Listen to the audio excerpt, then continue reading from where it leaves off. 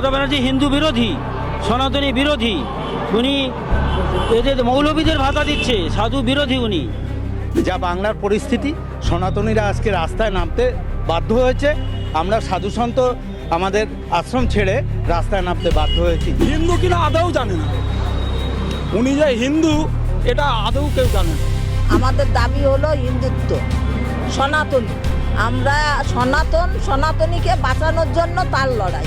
আর কদিন পরে সনাতনীরা হারিয়ে যাবে, সেই জায়গার থেকে উঠে দাঁড়ানোর জন্য আমরা আশ্রম ছেড়ে আমরা পথে নেমেছি। এই আমরাই মহান বলতে গেলে, কারণ আমাদের পরিচয় দিতে অন্য কোনো ধর্ম তো গ্রহণ করতে হয় না।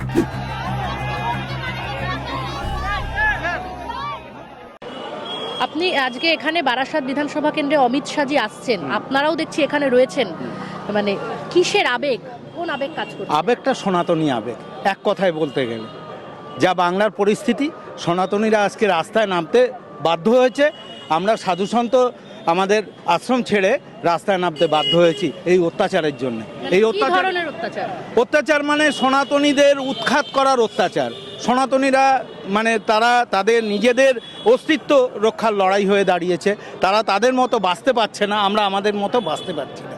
সেই না বাঁচার কারণে আমরা আর কদিন পরে সনাতনীরা হারিয়ে যাবে, সেই জায়গার থেকে উঠে দাঁড়ানোর জন্য আমরা আশ্রম ছেড়ে আমরা পথে নেমেছি এই লড়াই। মানে আপনারা আর কি অমিত শাহজি মোদিজির হাত ধরে থাকতে চান, তাই তো?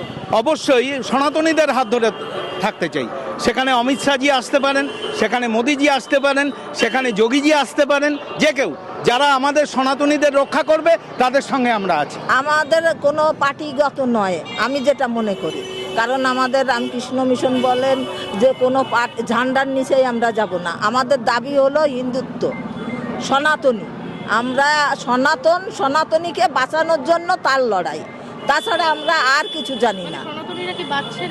না, কারণ হচ্ছে আমাদের সনাতনীদের উপরে বিভিন্ন রকমের নির্যাতিত হচ্ছে।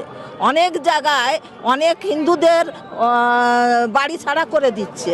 তাহলে কি সেটা দেখুন, আমাদের পূর্ব থেকে সবাই সনাতনী, কেউ কিন্তু অন্য কোনো জাত ছিল না।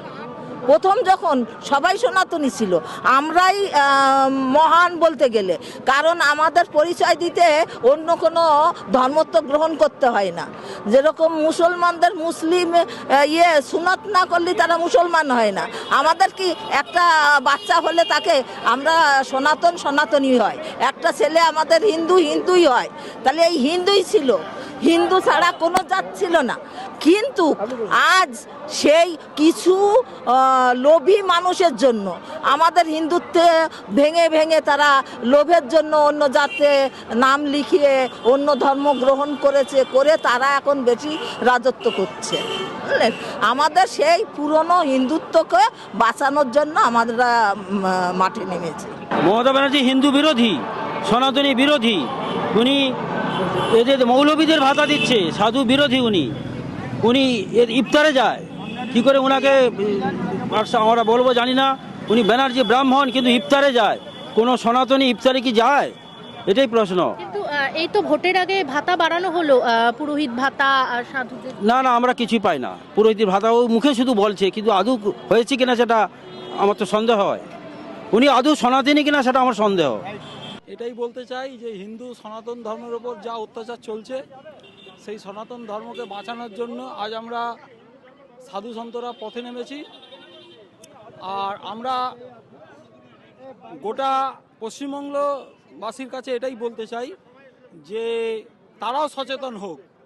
চারিদিকে এই যে আমরা নারীকে মাতৃরূপে পুজো করি, সেই নারীর ওপর অত্যাচার, অনাচার, ধর্ষণ, এসব আর চলতে দেওয়া যায় না।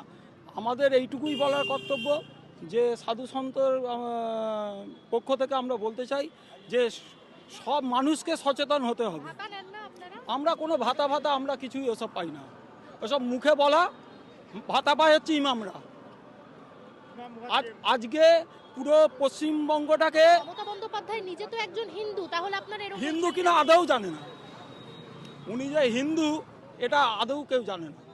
মানে কেন বলছেন এটা? এটা আমরা বলছি না, গোটা পশ্চিমবঙ্গ মানুষই বলছে। উনি যদি হিন্দু হন তাহলে নমাজ পড়ে, ইফতার করে। কোন হিন্দু? এটাই কি আপনাদের রাগ? উনি ইফতার পার্টিতে যান, নামাজ ওই রাগের জন্য না, রাগ আরো কি নানান মানে জায়গার মধ্যে, গ্রামগঞ্জের মধ্যে এত এই দুষ্কৃতীরা, মানে যারা এই তৃণমূল পার্টির যারা নেতারা, তারা এত নির্মমভাবে অত্যাচার করেছে। আমি 21 তারিখে আমি সন্দেশখালী গেছিলাম, আমরা বিশ্ব হিন্দু পরিষদের কার্যকর্তা।